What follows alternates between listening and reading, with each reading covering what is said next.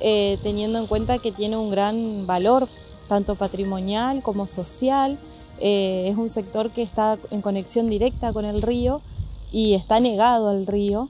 Entonces nos pareció importante proponer estrategias para la recuperación de la conexión entre este sector y el río, tomando también la ex fábrica como un lugar patrimonial importante y que ocupa un lugar importante dentro de todo este sector. Tiene varias fábricas, digamos, patrimoniales que están en desuso y que podrían ser recuperadas para distintos espacios públicos o lugares de apropiaciones colectivas. Nosotras tomamos primero la ex fábrica de aceite, que está ubicada sobre calle Larramendi. Cuando nosotros empezamos el trabajo, esa fábrica tenía todavía los silos, por ejemplo, y ahora ya, después de unos meses, ya no estaban más. Relevamos el ex atracadero de balsas, la ex fábrica de hierro laminado Irland, la ex fábrica de cerámica Coceramic, la ex fábrica de cemento San Martín y la ex fábrica de llaves también.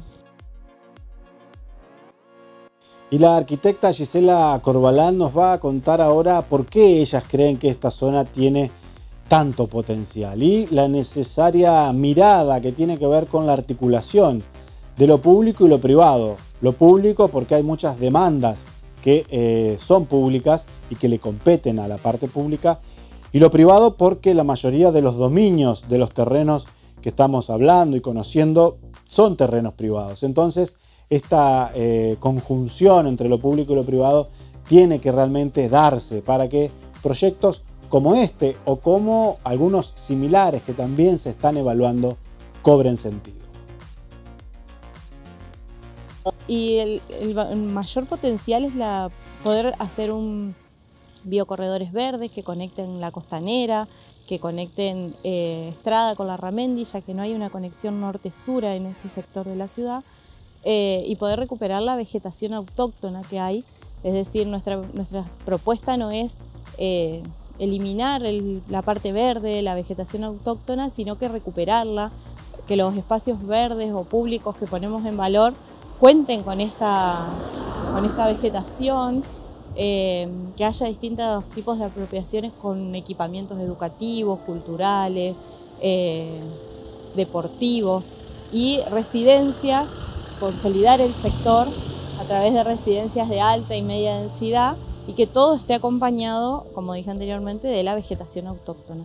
Y en cuanto al urbanístico, las residencias. Proponemos residencias de alta y media densidad donde la gente pueda estar acá, porque sabemos que hay mucha población en poco tejido, digamos. Entonces, hacer edificios de alta y media densidad para que la población pueda tener unas viviendas un poco más dignas.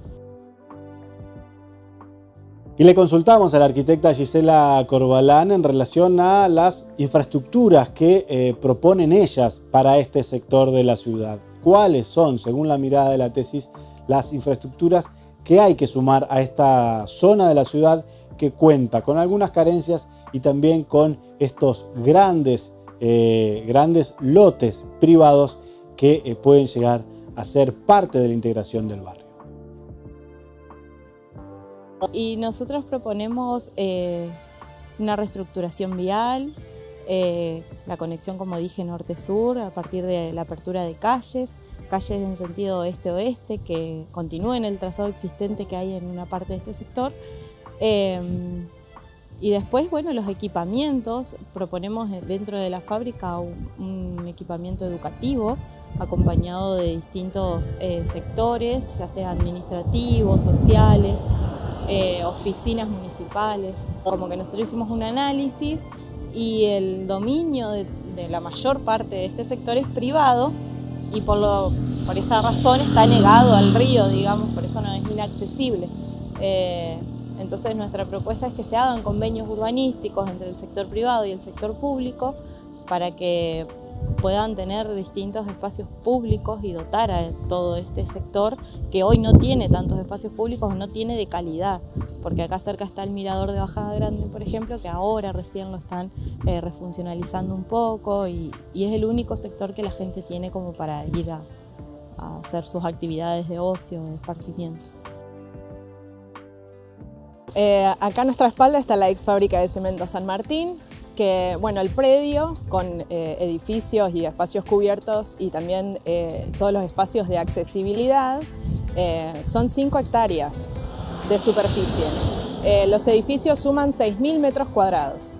Entonces, bueno, nuestra propuesta tenía que ver no solo con la refuncionalización del edificio, sino con el aprovechamiento de todos esos espacios. Así que bueno, pensando en eso y en una propuesta que forme parte de lo que ya hablamos anteriormente, la propuesta urbana, tomamos por ejemplo la división de toda esta infraestructura en 3 sectores. Uno que tenía que ver con un sector administrativo, los edificios de menor escala, aquellos que originalmente fueran el edificio administrativo y los laboratorios cuando la fábrica estaba en funcionamiento. Y después un sector social, con los silos, como protagonistas en un espacio que pueda exponer obras de arte itinerarias o fijas. También un espacio de apoyatura en ese sector social con un restobar y lo que fuera la usina, un Zoom. Y los edificios de mayor superficie, espacios destinados a la educación, talleres y aulas. Y le consultamos a la arquitecta Eliana Acosta cómo vieron ellas la infraestructura del lugar, cómo estaba justamente el estado actual de este emplazamiento industrial que hace años no se utiliza, pero que realmente tiene una posición estratégica.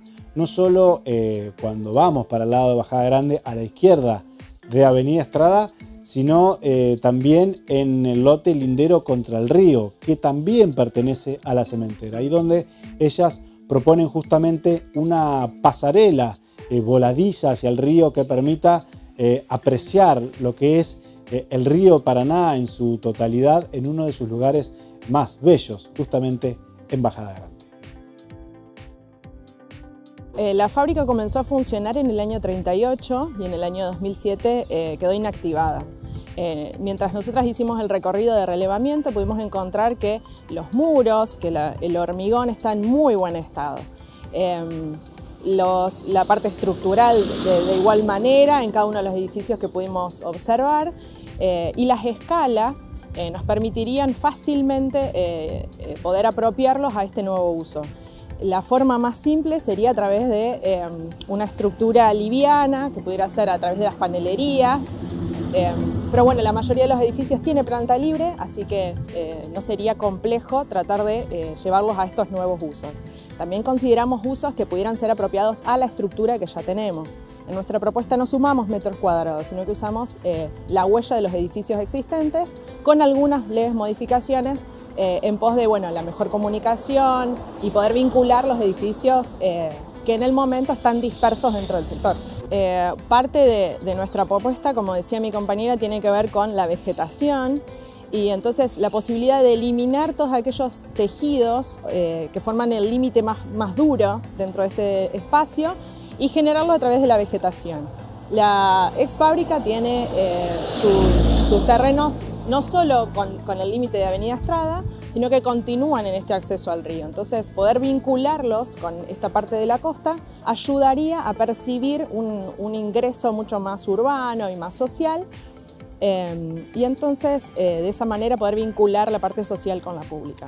Como decíamos anteriormente, algunos de los edificios tendrían que tener una gestión privada y otros una gestión pública, pero la posibilidad de que todos estos espacios intermedios entre los edificios sean públicos nos ayudaría a que la gente pueda conectarse. Ese mayor movimiento también nos daría la sensación de más seguridad y algunas otras intervenciones urbanas en iluminación, en mobiliario urbano, que también harían que el espacio sea apropiable.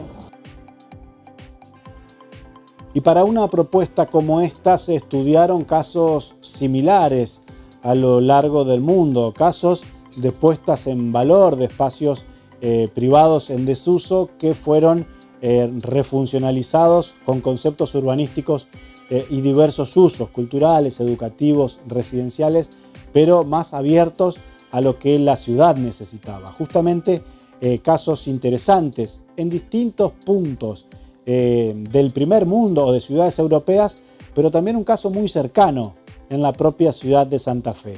Un caso que conocemos de cerca, que hemos visitado y que realmente como proyecto de puesta en valor arquitectónico siempre se toma como ejemplo, porque la ciudad de Santa Fe ya se ha apropiado de ese lugar y le da un valor a toda esa zona de la ciudad que antes no tenía.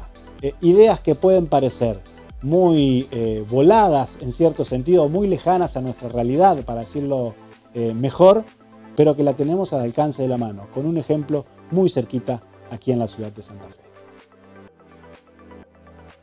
Desde los más lejanos hay un parque en Alemania que es muy interesante y toda la propuesta de ese parque tuvo que ver no con el refuncionamiento de los edificios, sino en todos esos espacios abiertos.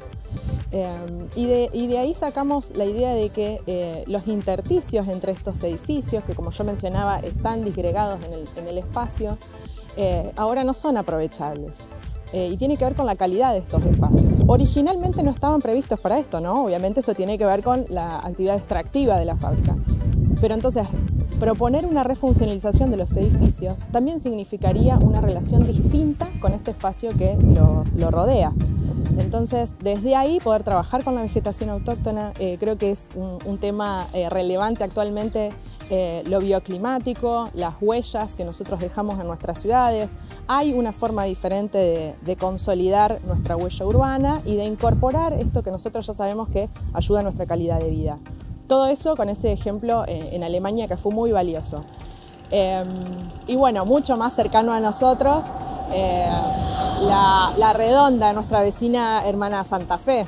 De ahí nosotras valoramos cómo la puesta en valor de un edificio de muchísima menor escala que nosotros tenemos a nuestra espalda significó también la puesta en valor del Parque Federal, la posibilidad de desarrollar edificios, crear las torres que están ya terminadas en ese sector, y cómo comenzar quizás con un espacio de menor escala implicó todo un movimiento social y de apropiación de los propios vecinos en ese caso, pero también de todo el ciudadano santafesino. Y nosotras creemos que también este puede ser un punto neurálgico dentro de este sector, y no solo la gente que vive acá en Bajada Grande puede tener un espacio de calidad, sino los paranaenses que tanto nos enorgullecemos de nuestra relación con el río.